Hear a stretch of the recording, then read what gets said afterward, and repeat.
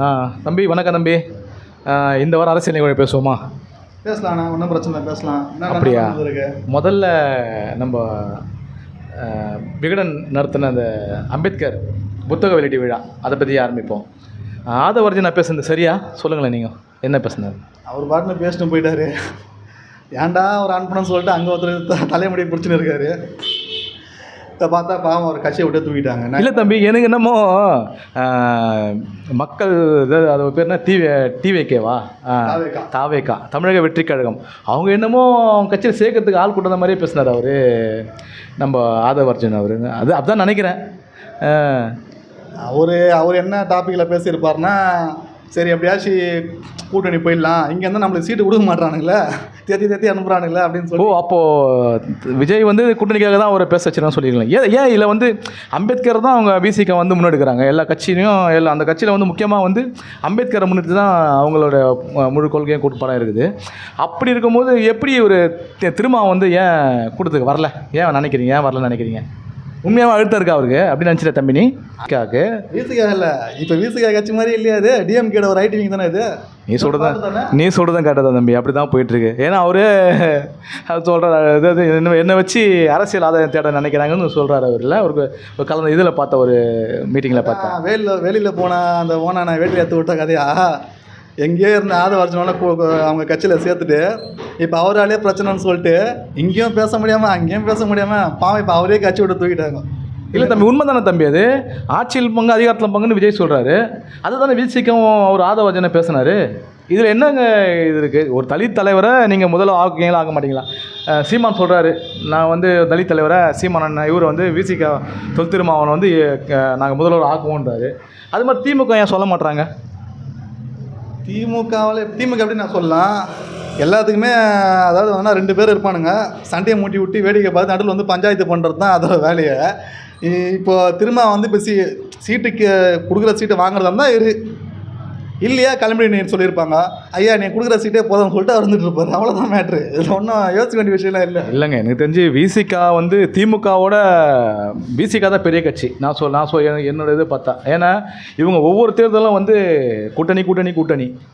அதே மாதிரி காங்கிரஸோட வந்து விசிகா தான் பெரிய கட்சி. ஏன் திமுகவோட நீ பெரிய கட்சி? விசிகா பெரிய கட்சினா கூட்டணி போக வேண்டியது தானே, கூட்டிட்டு போவானா அப்பான்னு சொல்லிட்டு போக வேண்டியது. இவங்க தான் நம்ம, அதாவது அவங்க தலித் ஓட்டுகளையோ இல்லை ஆதி திராவிடர் பழங்குடி ஓட்டுகளையோ இவங்க தான் அவங்க வச்சு தான் ஜெயிக்கிறாங்க. அதை வச்சு தான் அவங்க திமுக வந்து வின் பண்ணுது.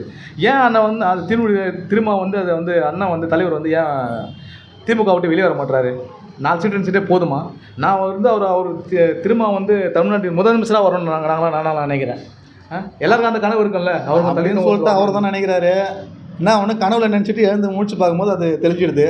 அப்போ இதுதான் நடக்குது, 2 சீட்டு தான் நம்மளை கடைசின்னு சொல்லிட்டு அப்படியே போயிட்டுருக்காரு. ஒரே ஒருத்தர் மட்டும் அந்த குரல் எடுத்துறாங்க அவங்க கட்சியில். அவரே நீ வேணாம் அப்படின்னு தெரிஞ்சு 6 மாதம் சஸ்பெண்ட் பண்ணிட்டாங்க. இப்போ அவர் திருப்பி இந்த கட்சிக்கு வருவாரா அப்படிங்கிறதும் ஒரு டவுட்டு தான். இல்லை, எனக்கு தெரிஞ்சு அவர் தாவேக்காக போயிடுவதான் நினைக்கிறேன். ஆதவர்ஜனா போயிடுவதான் நினைக்கிறேன். ஆல்ரெடி அழைப்பு விட்டுட்டு இருப்பாங்கன்னு நினைக்கிறேன். ஏன்னா ஒரே மேடையில் ஏறினாங்க 2 பேருமே. சரி அவர் போவாங்கல்ல, உனக்கு நான் சப்போர்ட் பேசுனேன், என்ன நீ தெத்தி விட்றா, அப்போ நான் போக மாட்டேன். நாங்கள் கண்டிப்பாக போவாங்க. அப்புறம் தம்பி, இந்த திருவண்ணாமலை ஒரு பாலம் 16 கோடி கட்டி இடிச்சுன்னு கேள்விப்பட்டேன். நிதியில் எங்கே போயிருக்கோம்? ஏங்க அதெல்லாம் சரியான கேள்வி இல்லை. ஏங்க நல்ல கேள்வி தானே கேட்டிருக்கேன். ஏங்க ஒரு 3 மாதம் தாங்கின ஒரு பெரிய விஷயம் அது. அதாவது 1 மாதத்துலேயே இடிஞ்சு போகுது. அவ்வளோ பெரிய கட்டி 3 மாதம் தாங்குதுல்ல. எல்லாம் கமிஷன் போயிட்டுருக்கோம். 16 கோடியில் அந்த பிரிட்ஜு எவ்வளோ கட்டியிருப்பாங்கன்னு நினைக்கிறேன். 5 கோடியில் கட்டியிருப்பாங்களா, 16 கோடி சாப்பிட்டுருப்பாங்க. எவ்வளோ வேணா சாப்பிட்டாங்க 3 மாதம் நினைச்சில. இப்போ இன்னொரு கான்ட்ராக்ட் போட்டு இன்னொரு 3 மாதம் கட்டுவோம்ல. கரெக்ட் 1 வருஷம் இருக்கு. ஏன்னா இப்போ இடிஞ்சா திருப்பி ஒரு கான்ட்ராக்ட் போடுவோம், அவன் சம்பாதிப்பான். அப்போ வேலை கொடுக்கலாம் நிறைய பேருக்கு, வேலை வாய்ப்பு உருவாக்குறோம். அப்போ பாலம் கட்டுறது வந்து மக்கள் நலன்கள், அவங்க திமுக வேலை வாய்ப்பு உருவாக்குறோம்ல. மக்கள் வேலை செய்யற பாலம் கட்டுறது, கொத்தனார் வருவாங்க, சிமெண்ட் அள்ளி போடுவாங்க.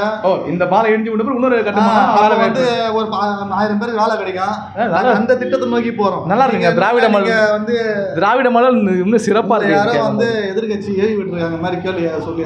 சரி, அப்புறம் இன்னொரு தம்பி, இந்த நாம் தமிழர் கட்சியில இருந்து ஏன் நிறைய பேர் வேலைக்கு போயிட்டு இருக்காங்க, கட்சி விட்டு வேலைக்கு போயிடுறாங்க? என்ன காரணம்? இதை வந்து நீங்க மேல எடுத்து தாங்க கேட்கணும்.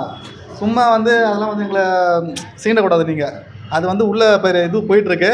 கூடிய விரைவில் வந்து ஒட்டுமொத்த கூடமா காலியாகிற வேலையை பார்த்துட்டு இருக்காங்க.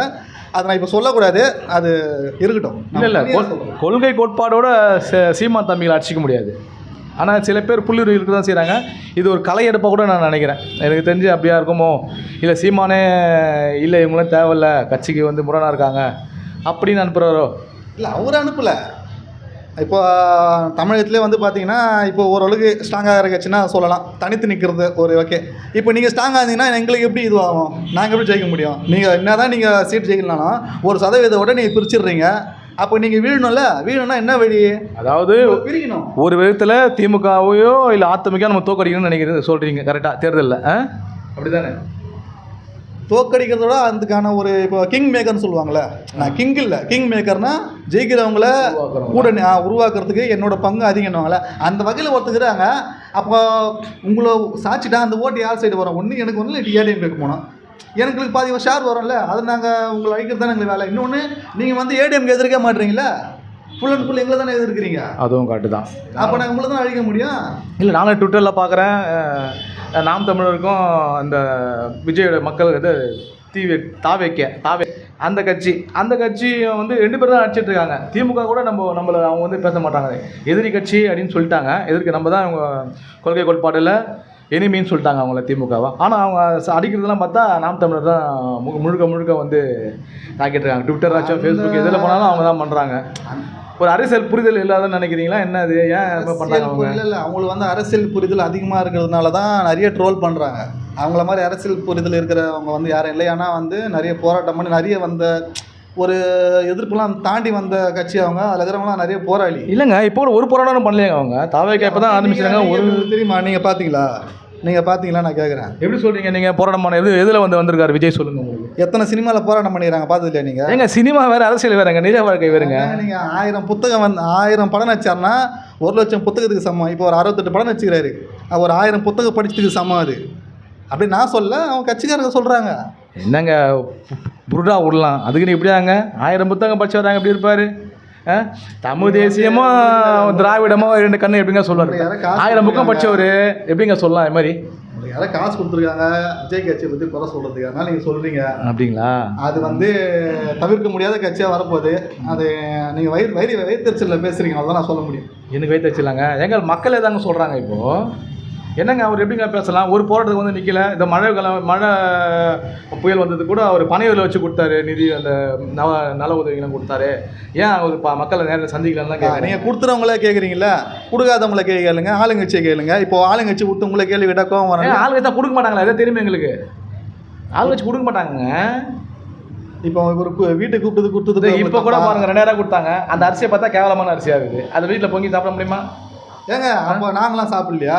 நாங்களாம் அந்த அரிசி தானே சாப்பிட்றோம். வீட்டுக்கு வந்து பாருங்க, எங்கள் எம்எல்ஏ வீட்டில் ரேஷன் அரிசி தான். ஆமாம், அப்படிங்களா? வீட்டுக்கு வந்து பாருங்க. ஐயா ஐயா ஸ்டாலின் வீட்டில் ரேஷன் சாப்பிட்றீங்களா? ஆமாம், மக்கள் கஷ்டத்தில் அவங்க பங்கெடுத்துக்கிறாங்க. நீங்களாம் பார்த்தா அழுதுருவீங்க அவங்க வீட்டுக்கு வந்தா. நீங்கள் வர மாட்டீங்க. வந்து பார்த்தீங்களா? அழுத பார்த்தா எனக்கு மனசு வலிக்குதுங்க. எனக்கு வந்து பார்க்காம நீங்கள் பேசக்கூடாது. ஆதாரம் இருக்குதா? நாங்கள் என்ன அரிசி சாப்பிட்றோம்? ஆதாரம் இல்லை ரேஷன் அரிசியா? அரசு தான் சாப்பிட்றோம். ஆதாரம் நான் காட்டுறேன். நீங்கள் அடுத்த காணொலி அடுத்த காணொலியில் நீங்கள் பண்ணுறீங்க. நான் காட்டுறேன். அப்புறம் அடுத்த வாரம் மீண்டும் தொடரும். நன்றி, வணக்கம். இன்னும்